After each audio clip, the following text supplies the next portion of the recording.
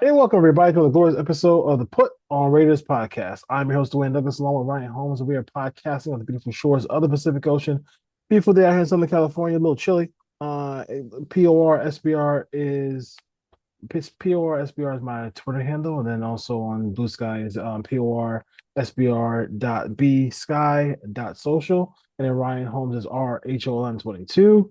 All 22. You see all those stuff, all those things coming up, and some really good football points about what you can and cannot do in free agency or the draft. But people want to draft Travis Hunter and Shador Sanders in the top five. Good luck with that.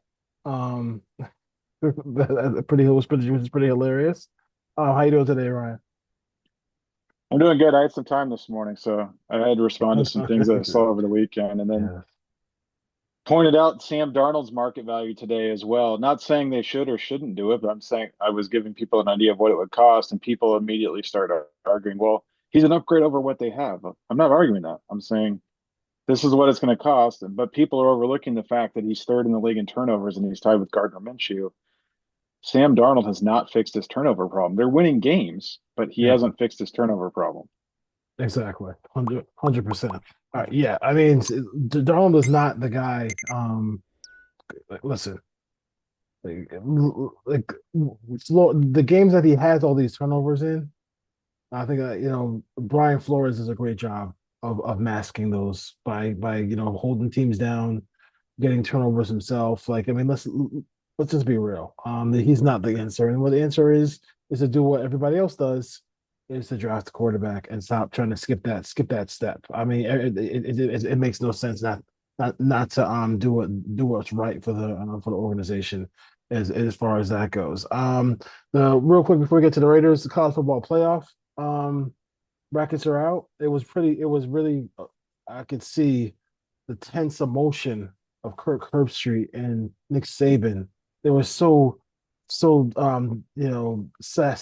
and just like and desolate because they were just like, oh my God, I can't believe Bama's not in. And now the now and strength of schedule should really count more.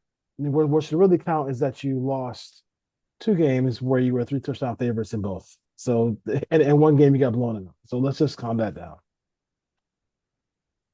Yeah, I think the committee got it right. I think SMU deserved, especially, the fight they showed in that game against Clemson, falling behind big early and basically coming back and tying the game with less than 20 seconds left. It's unfortunate how they lost the game, but they showed enough. The regular season should matter. And when you go to these monster conferences where no one plays everyone, and welcome to the Pac-12 fans' nightmares over the last couple of years when you had to play everyone in your conference.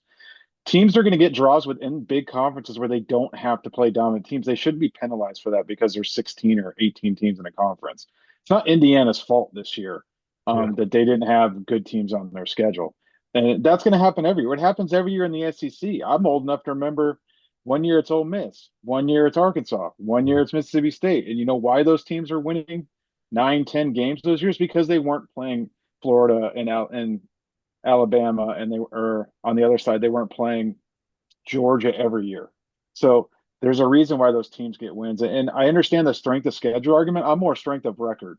It, I'm not inflating when the SEC teams are playing 3 or 4 cupcakes each and giving them all 4 free wins and Yep. just saying strength of schedule because it's just a number. Who have they beaten? Like, if you look at teams that beat other Power Four teams, the SEC wasn't at the top of those lists. And this was a down year for the SEC. So they got 3 teams. There's going to be years where they get 4. There's going to be years where they might get 5. Um, but Alabama was down. This is not the same. Georgia won the SEC, but this isn't the same dominant Georgia team. Tennessee got in, and who did they beat? They beat Yeah. Alabama, but other than that, they didn't really beat anybody. Yeah. Texas didn't beat anybody. No. So let's hold everyone to the same standards. This is kind of what Notre you were going to get. Notre Dame, Mr. Independent, then Mr. Independent didn't beat anybody, and they also lost a home game to Northern Illinois. So, like The games should still matter. yeah, Wins and losses still matter. yeah, I would have a bigger argument if I was Clemson and why I got the 12 seed and I have to play Texas when I won the division or I won the AC and I just beat SMU and how SMU got the 11th spot.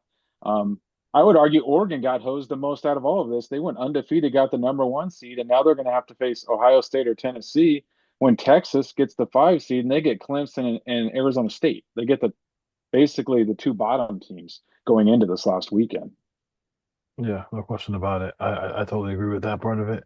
Um, yeah, I mean, I don't have much. Actually, it was kind of a cool setting on that Saturday to have, shout out to ASU playing at 9 a.m. their body clock and playing a great game. Dillingham looks like he could be possibly a star coach. And he's also an alum. Texas, I mean, I think Stark and Kiffin have a lot to prove coming in the these coming years. I mean, the talent that's on Ole Miss is amazing. I think they led the lead and led the country in sacks and didn't even make the tournament. So uh, that's something to be said as well. And I do think, you know, if he wants to We come heard, out, go ahead. I would say we heard all year from Texas and Georgia and Ole Miss about how hard it is to play Kentucky. I don't think Louisville had a problem playing them at the end of the year. They smoked them. Yeah, they So smoked him. They smoked him. They beat smoked him. They smoked Kentucky him. and you'd be in.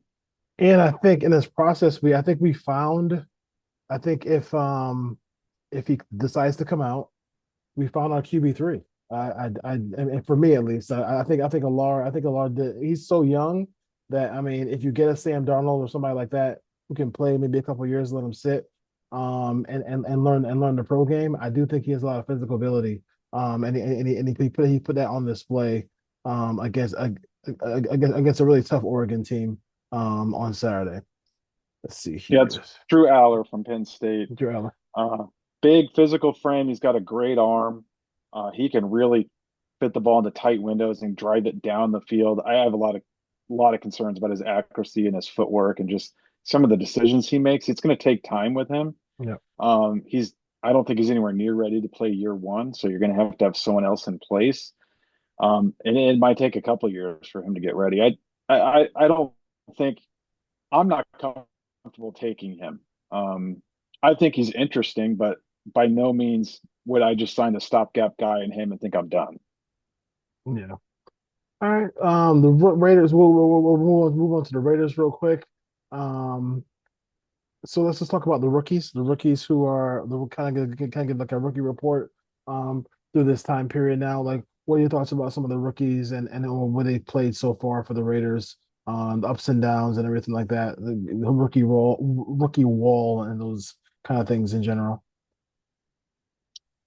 I think Brock Bowers has been exceptional. I think he's got a real chance to be a first team All Pro. Definitely is going to make the Pro Bowl in his rookie season. So Mhm. everyone's talking about him. We don't need to spend a lot of time on Brock Bowers. So that was a home run pick so far at this point. I think Jackson Powers Johnson is showing you that he can be a force on the football field in the run game, and he's pretty good in pass protection. I think what he really needs to hone back on is those penalties. He's getting a lot of penalties, a lot of after the whistle penalties, just some over aggressive stuff just by the way he plays. And I think officials are now targeting him based on, he's getting some questionable stuff now. He just needs to step it back a little bit, but he has all the tools to be a long-term starter. He has a chance to be a Pro Bowler in the future for the Raiders as well. So that was a really good pick so far. I think when you look at Glaze at right tackle in the third round to find a guy who can step in and be a tackle, it's hard to do. Just think back to the Brandon Parker years, but who was also a third rounder. But I think Glaze has shown himself to be at least an average starter moving forward, chance to be a Mhm. solid player with continued development. It wouldn't stop me from going out and drafting if the Raiders are going to go best player available early in this draft, first, second round. If there's a right tackle they love, they have a high grade on. Glaze would not stop me from doing that. I think Glaze has the ability to slide inside. You could potentially try him over at left tackle, knowing that Colton Miller and um, Munford will be free agents after next year. I'm not saying start him at left tackle next year, but just keep him on the roster if you have a guy that you really like, that you have a first round grade on, let's say that falls to the second round. But he's going to be a player that has a chance to get a second contract with the Raiders. So I think all three of those picks were great. After that, it's pretty much Yeah, hit or miss. we'll see. I mean, Yeah. DeCamerion Richardson has the tools that you look for, but he's really struggled in every game that he's been in. We haven't really seen anything from Trey Taylor, the seventh round pick out of Air Force, even though he's been active, which is surprising because I think Isaiah Polamau has struggled the last 3 or 4 weeks and hasn't really been showing up much. And I think with Polamalu, he just plays so deep and he's just trying to take away the deep shots that he's giving up a lot of stuff in the middle of the field that you'd like to see a deep safety and the deep third be able to cover up some of that. He just hasn't done it. And we haven't really seen Taylor get any playing time. They're playing a lot of Thomas Harper as that third safety. So thought we had bigger expectations of him based on what we were hearing, where they took him. They thought he was a steal, kind of being a defensive player of the year, Jim Thorpe award winner. Dylan Labe hasn't shown much at all, which is not to be unexpected. Um, Being that he was pretty deep on the depth chart, he was passed pretty easily by Sincere McCormick. So I don't know what Lobby's future is going forward. He's going to have to battle to make the team next year, I think, because I think the Raiders will go out into free agency. I think they will add it back either through free agency or the draft. I think McCormick's shown enough to be on this roster. And then they still have Zamir White, who's a bigger, more physical back. I wouldn't give up on him yet. They still have him for pretty cheap for another year or two based on his rookie contract. So Lobby, I think, is going to be on the roster bubble next year. And then we don't know who the offensive coordinator is going to be. So I think the first 3 picks have turned out really well. I think after that, there's a lot of to be determined, which is what you expect. You're taking guys in the 4th, 5th, 6th round. Yep. You're not looking for immediate contributors. Yeah. Glaze looks better in pass coverage, pass protection, more so than the run game. Is that I think correct? he's Or flashed in both. both? I Okay. think it's more just consistency. Like he gets a beat around the edge a little bit, and in the pass pro, some stunts have given a little bit of trouble here the last few weeks. And he's a rookie Yeah. who Yeah. who's facing some elite pass rushers, so it's gonna happen. He's gonna get beat from time to time. Yeah. So Yeah. he's definitely trending in the right direction. I'm not down on DJ Glaze by any Yeah. Yeah. stretch of the imagination. It wouldn't stop me from going out and getting a really good free agent tackle, a right tackle, or bringing in a top draft pick if I felt like it could really boost the line. And he's versatile enough to where I think you can move him around and play him in other spots if we need to. Yeah. I mean, Bauer, everything you said. I mean, Bowers. We know how good Bowers is, and obviously, we're always gonna be be guys who like quality draft picks who can play the offensive or defensive line. I mean, you get those guys, you're good to go. I haven't heard anything. I didn't really see much from Eichenberg. I don't know if he. I don't think he's a. I don't think he's a guy. I think he's just some kind of special team kind of player. I don't see. I don't see. I mean, maybe down the road, maybe he could be something, a run stopper, but I don't see him in being able to do what Spillane or somebody like that can do in coverage. So when I watch the film, I don't see him really doing anything special there. But as far as like the forefront of this team right now, I think Meredith is not a rookie, but obviously he had a decent year. But I mean, you have a couple of rookies in there now who are going to be maybe the future of the Raiders offensive line, and then you can get some more guys in the draft coming up. Like you said, I mean, because Colton Miller is getting up there, and then you got Meredith is a veteran, and then we don't know is Parham really a guard? Is Parham going to be back or whatever? I mean, stuff like that. So we'll see what the future holds in a draft for the offensive line for the Raiders.